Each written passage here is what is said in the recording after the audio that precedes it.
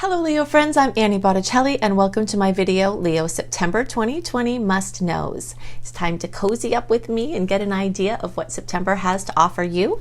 I always like to talk about the things that you have to celebrate and the things to look out for so that you can be prepared for the month and make the most of it. The Kissy Kissy Festival continues for Leo. If you're not familiar with my work, then I call sweet angles in the stars kisses that planets make when they come into a nice angle with your placement. So when the planets, the personal planets, meaning the ones closest to us, started to move through fire signs, which started in the beginning of July, Mars started to get into Aries, this Kissy Festival started for Leo.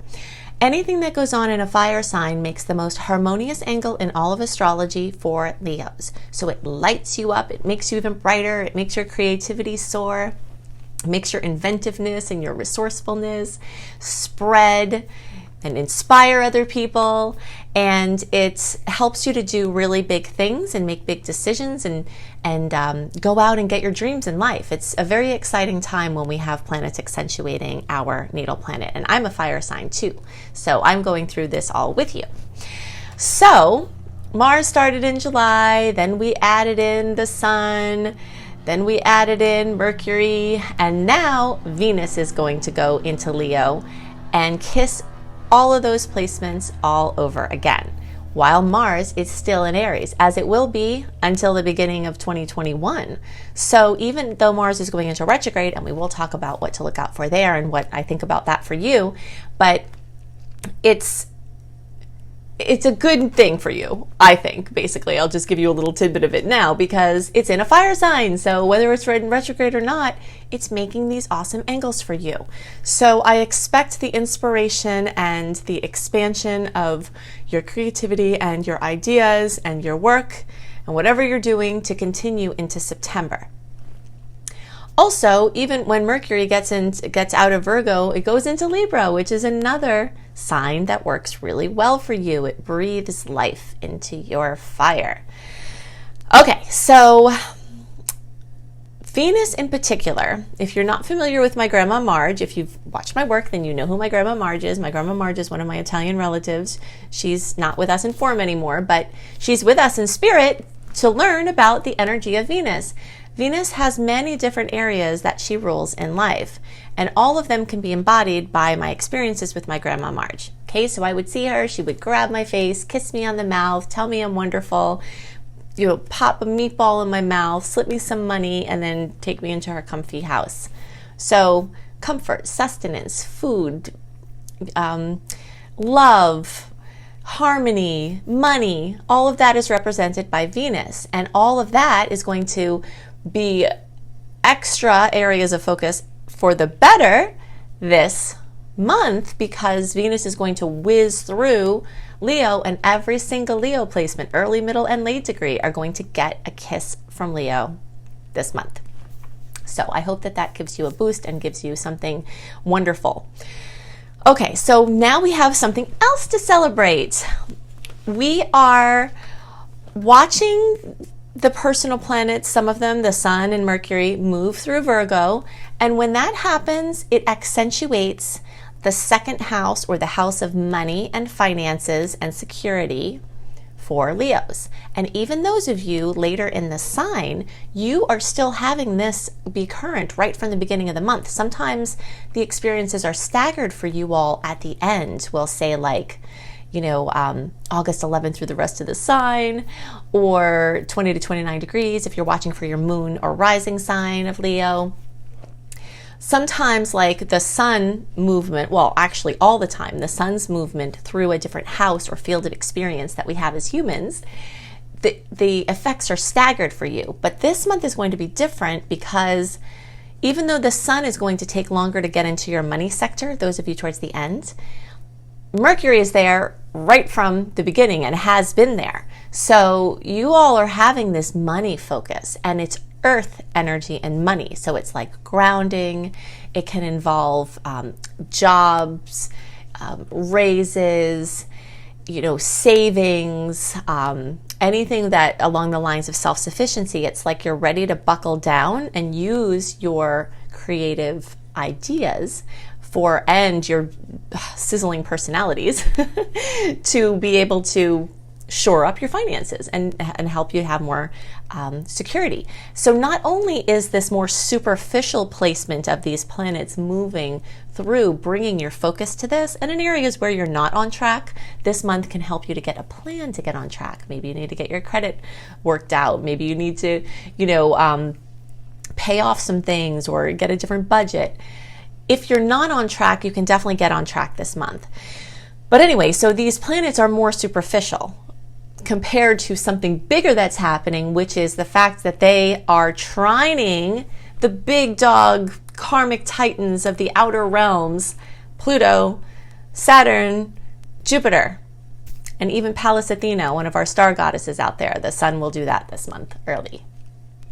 So what that means is that those earth planets are making a trine, the most wonderful aspect in all of astrology, as I've already told you from the beginning today. So that means that things involving your money, and also because of the sixth house being accentuated, things involving your work and your daily experience and your job and your office dynamics really have a chance to materialize in a very big way. It would be a great time to ask for a raise, especially if you're not pissed off that you haven't had it already. And this is something that we have to lead into a little more Mars retrograde discussion, because even though I love this particular Mars retrograde cycle for fire signs because of the fire aspect of Aries making that trine for you from now until the beginning of, actually it started in July, until the beginning of January 2021, Mars rules aggression. It's the god of war, and it rules this, like, how you use your oomph and your energy and your get up and go. And so while sometimes ambitions will wane in this time, which is perfectly fine as long as you don't try to force something. That's like one of the big no-nos in Mars retrograde is don't force anything if it's not flowing. But what we have to look out for is aggression or negative feelings, because those will tend to boomerang, and those can affect these other positive things that we're talking about. So like if you are pissed off that you haven't gotten a raise and you go into asking for a raise with a chip on your shoulder, like you should have had it already, and even if you're not saying that, if you're carrying it, that aggression, any aggression, whether it's subtle or unconscious or passive or direct, tends to boomerang back at the person who's experiencing that. And it doesn't feel good. And it just kind of shows us really how much we do affect other people when we have negative feelings. So my suggestion is that you find EFT, the emotional freedom technique. You can search for and find tons of free resources about this online. It's a scientifically proven technique that uses the meridian points of the body, or acupuncture points of the body. The rivers of light, meridians that we have flowing through our body, also hold energetic paradigms. And if you can do tapping on the things that you're mad about before you go in and ask for a raise, or before you go do something with your business, or before you go to deal with anything, it can change what comes to you. So that's just a little piece there. But it does look like you have a much increased chance of something gelling in those realms. For those of you who are looking for your perfect pet, this is another thing that can gel in a magical way. Just with Mars retrograde, you have to be really careful to match the energy level and the needs of the pet with your true lifestyle. A lot of times people go into getting a pet with their rose-colored glasses on, and they think, oh yeah, I love this animal, I can do whatever with it. And then as the years go on, and sometimes it's very many years, it's not necessarily a match because of how they are and how you are. So since Mars retrograde kind of can make people lazy sometimes, there is a chance of you taking on something thinking that you're going to have a certain energy level and then having a different energy level. So just if you look out for that, then this can be a really great time to solidify some things for your pets, or get some solutions if you have a pet that's having trouble. And this is also your health house. So you might have some resources come in for your health with these aspects, or some clarity.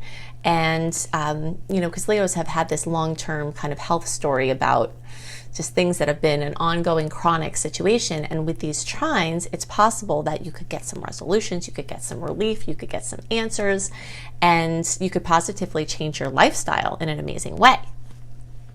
Okay, so that's all going on. Let's see. With Mars retrograde, you want to make sure that, not just with the pets, but with anything, the things that you take on at this time that you can follow through with. So like, let's say you want to take a course or someone asks you to be part of a project. As long as the course is like, go at your own pace and you can dip in and out of it, and the project is kind of like an idea and you can show up when you do and then not show up when you don't feel it, then those kind of casual, flexible commitments are totally fine during Mars retrograde. It's just the things that are really, really hard to stay focused and keep zest with, that are not as wise to commit to, because there is a very strong chance that you're either going to get lazy or something else is going to impede your physical flow that would stop the momentum of the project. And if you've already worked that into the agreement beforehand, then it doesn't matter. But if you haven't, it could leave you feeling very pressured to follow through with something that you're not really ready to do, and hence the keynote of Mars retrograde, which is frustration and anger, which is what we want to avoid. So as soon as you feel frustration and anger, that's your cue to pull back and listen to what Mars retrograde is saying. And you can find more information if you search for Annie Botticelli Mars retrograde, or if you click on the notes, like the little more arrow underneath this video, it will reveal notes, and I have links to my video on my blog where you can understand more about Mars retrograde. And even though Mars will be direct, so basically it's retrograde from September 9th through November 14th, but the shadow period afterwards lasts until January. And I will have my new book out, Planetology, How to Align with the Natural Rhythms of the Universe, where I talk about a lot about retrogrades. That will be out in the Mercury retrograde post-shadow period in December. So you'll be able to do a little bit more work on that there with that resource. You can search for Planetology, Annie Botticelli on Amazon, and you can pre-order that. Okay, so let's see what else we got here. Oh, right. Jupiter's going direct. This is very exciting because Jupiter is the ruler of luck and benevolence and expansion and growth and optimism. So anything that slowed down in May, and it's kind of interesting because we see a lot of coronavirus-based things that may have slowed down then, and it seems like it was according to the coronavirus, but there's really these astrological stories going on, and this is one of them.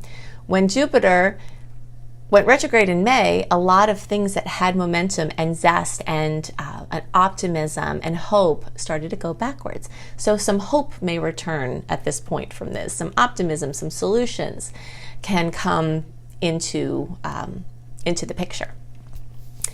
And that is very exciting. So again, this is like, for most of you, well, actually all Leos will have the potential to feel this in this sixth house of your work and the pets and the health and the lifestyle and that kind of thing. But those of you later in the sign, so again, we'll say like August 11th through the rest of the sign, or 20 to 29 degrees if you're watching for your moon or rising, you all also will have the effects in the fifth house. And the fifth house has to do with, so with Jupiter waking up there, a continued expansion of stuff involving children or pregnancies or things in, if you've been, I mean, you can kind of even see about homeschooling. Like homeschooling was mandated around this time, and it kind of changed the dynamic with kids. And now in September, when Jupiter goes direct, a lot of kids may be going back into school. I'm not passing judgment on whether that's a good thing or not. I'm going to stay out of that for right at this moment. But you may see that whether it's through kids going back to school or whether it's through getting good systems with the online things at home, that some things might start moving forward for your kids and your relationships with your kids. And if you're trying to have a baby, you might see news, around this time too. Also, any creative efforts or anything having to do with where you're in the spotlight, like athleticism or fashion or acting or any of those kind of gifts that people have that put them out center stage, pursuits in those arenas and your creative efforts might start to move forward, even as Mars is in retrograde, because Jupiter is bigger than Mars, right? So we will see certain ways Mars will, bring some things like into a slow roll backwards, but Jupiter kind of comes in and says, I'm bigger and I'm better and I'm going to trump you in some cases. So it may definitely push things forward even in Mars retrograde. But the key is that you watch and see which things are moving forward and not force the things that you think need to move forward, because that's where you get in trouble in Mars retrograde. Okay, so let's see what else I wanted to talk about there. Okay, so this month of September is a nice little I'm calling it like a still point for two reasons. The first reason is that it's like a little bubble between the hot spots of eclipses for the year. So like May, June, July, August, we had a big hot spot for 3 eclipses. Very powerful, very life-changing. We're still kind of recovering from those now. And then October, November, December, we're going to have another eclipse hotspot. So September is a bubble that's kind of just like at a more calm point of the eclipse change cycle. Change can still be going on in the backdrop from the total eclipse cycle, but it's more likely to be more muted and not as intense, and we're integrating the changes that happened, and we may see changes coming, but they might not be implemented yet. So it's a nice little bubble in that way. It's also a nice little bubble because, as I mentioned, Jupiter's going direct. Also, Saturn is going direct, which is going to help to move things forward. A lot of business things and work things individually and globally, when these planets are direct, are going to start moving forward again. And if that means the economy starts going again and things are opening again, I don't know how this is going to manifest, but it's like the energy of things starting to wake up. And sometimes it takes a little while for that wake up process, but it is really showing signs of beginning in September.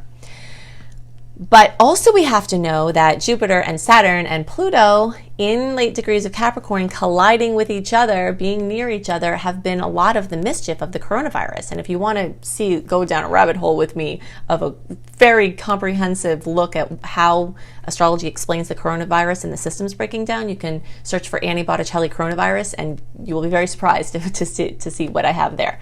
But in any case, a very quick summary is these outer planets bumping around in the sign of systems and money, the financial systems and all the systems, including health systems, are causing a lot of ruckuses. So now that Jupiter and Saturn are direct, they're going to move into these final stories of the clashes of this previous year. It's like chapters. They clashed one time, then they go retrograde, they clash a second time, then they go direct, they clash a third time, and that brings our kind of final conclusion, which of course it's in an evolution. It's going to continue to evolve after the end of this year. It's not like December 31st coronavirus is done and now we never hear about it again. It's just that the main storyline takes place over the process of these planets coming together. And in October, November, December, also the eclipse season, we're going to have the final say of what these planets are going to do when they come together. Hopefully they'll be bringing resolution and some resources that will help us to move forward. But in any case, in September, they haven't made those configurations yet. So they're waking up, but they're not yet clashing. So it's like a little bubble in that way.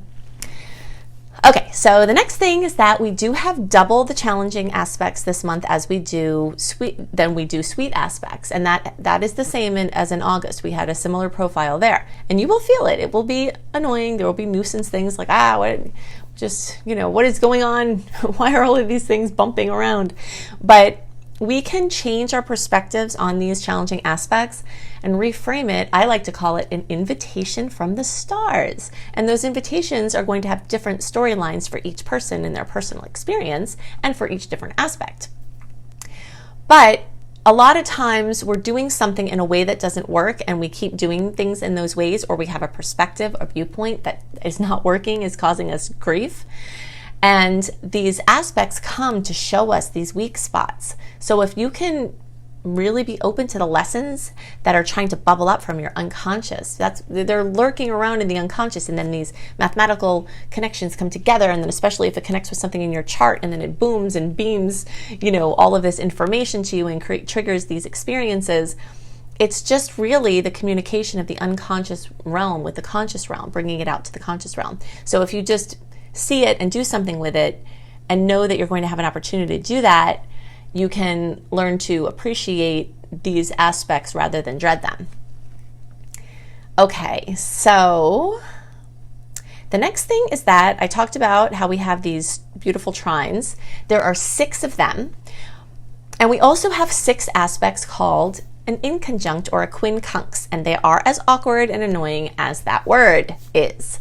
Okay, and it's a 150-degree angle, and we did have quite a few of these in August as well. This is one of the second things that carries over from the energy of August, how there are some similarities here this month.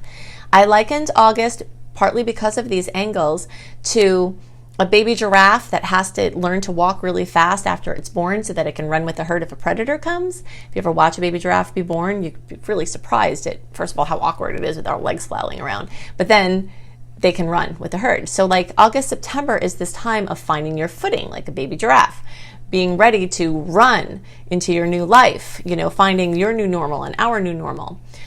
But it can cast some doubt and be uncomfortable in the meantime. And you can, again, choose to reframe the doubt that comes up as a gift from the universe. Doubt equals gift from the universe, if you view it that way. And if you see the places where doubt is cast as a way to shore up those places of insecurity or uncertainty, then it can be a blessing. Okay, so the last thing that I want to talk about has to do with the water festival. We have had a fire festival too in some ways, which I talked about right from the beginning, but we also have a water festival. Just trying to get my chart back up here. Hold on a second. And that started in June. Okay, so June, July, August, and now the beginning of September, we've had a lot of water showing. So June and July were the most intense. Into August, it started to shift a little bit, but we still had some lingering stories. And then we've got the Pisces full moon at the beginning of the month. And then after that, and it might bring water where it shouldn't be, by the way, so is like storms or floods or high emotion. But at least there is only one challenging aspect that coincides with that full moon. And there are some really nice aspects that coincide with that full moon. So it increases the odds that some of the drama and emotion that come at that time could be happy and could be something locking into place for you in a very permanent way, because again, it's leading back to these trines that are in Earth that are involving Capricorn, which speaks about long-term processes and progress. Okay, so you might see, even in the midst still of this retrograde energy, certain things locking into place for you in a very long-term way. So expect high emotion at that time. So the Pisces energy is going to be in the 8th house. We'll talk about that for a second. Yeah, so for the early degree placements, that's going to be in the 8th house. For the middle degree placements, that's going to be on the edge of the 7th and 8th. And for the late degree placements, that's going to be in the 7th house. So what that means is, first of all, what's the same about the 7th and 8th house is that they are relationship houses. So every Leo placement has a chance for very dramatic fruition or completion or experiences in a relationship space. So something comes to a critical mass, something comes to a head, something, a decision is made, a breakthrough occurs, or it's just a beautiful romantic time. Something involving a relationship comes to a head. For those of you who are the July born or like the first 10 or 11 days of August, birthdays, or from 0 to, we'll say about 15 degrees, 15 to 20 degrees.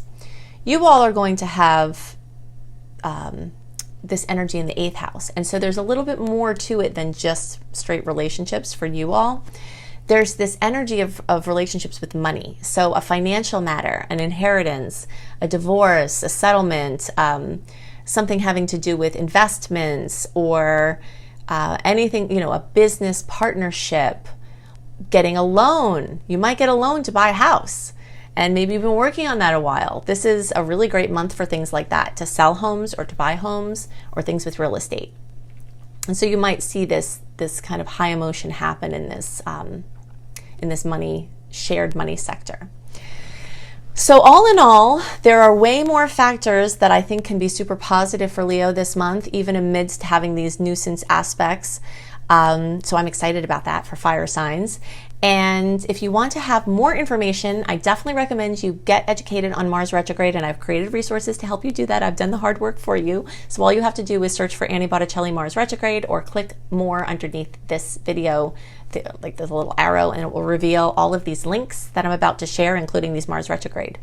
If you like a super simple horoscope written that often talks about different things than I talk about in the videos, or give some other points about things I talk about, you can go to cozybysweetstarlight.com. I put all of my stuff out super early because I know that people use it for planning purposes, and I want it to be available for you so that when you're planning, you understand the energies that are at play. So all of my videos are up early, my blogs are up early, and these written horoscopes at cozybysweetstarlight.com are no exception.